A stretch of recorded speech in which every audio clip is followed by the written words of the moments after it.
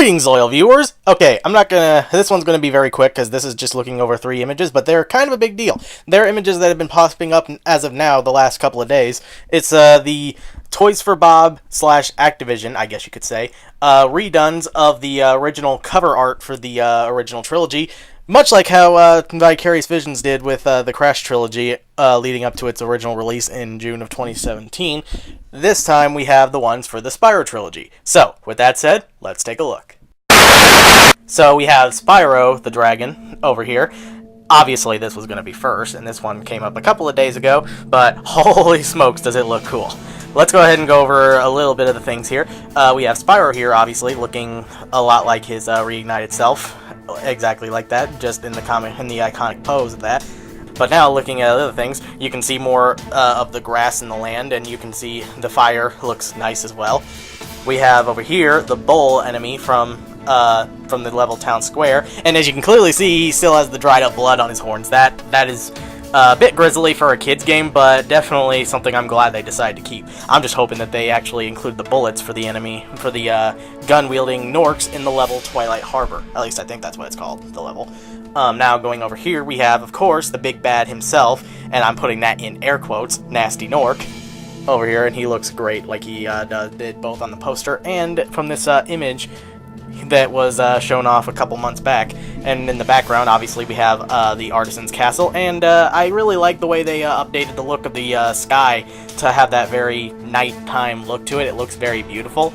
So there really isn't too much else I can say about this one. So, on to Spyro 2, there are a couple things to note that I really like about this. Well, firstly, I should mention I do like the way they properly updated the logos. The logos look neatly updated. In fact, going back to Spyro 1, I still love the consistent detail that they kept the tail thing for the Y instead of the S, which, since Spyro 2 is how we commonly associate the logo. But going back to Spyro 2 now, we finally have one thing that they notably added, or at least altered to make more noticeable, that I really like is the grass. The fact that Spyro is now clearly walking on grass in this, which I actually really like. It actually blends very well with the rest of the colors in this one. The thing with Spyro 2 is that, along with it being my favorite, this one I also really like, purely both for its simplicity and simply because of how badass it makes Spyro look. And getting to the and looking more into the flames here. Now, there are some people who may not have noticed, but Ripto has always been within the cover, and even as a kid I always noticed that.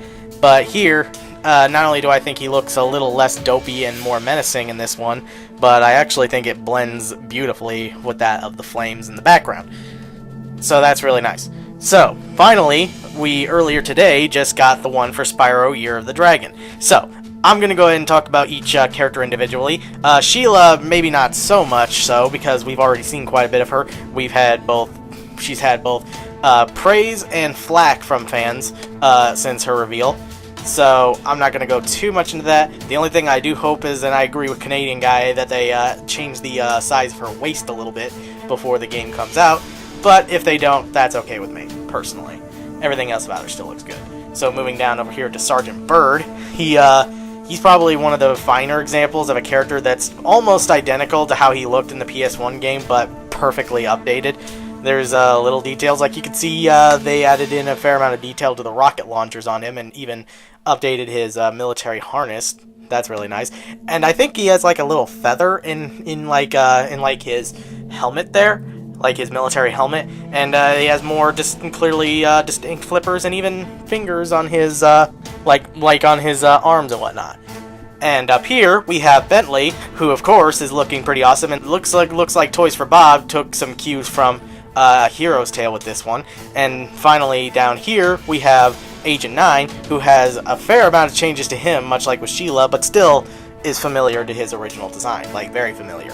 I like most of the little additions. I kind of like the idea of giving him some teeth this time around, because before, much like some of the characters, he kind of just looked like a PS1 Muppet. So that's a nice addition. I love the updated blaster ray he has there, as well as the helmet.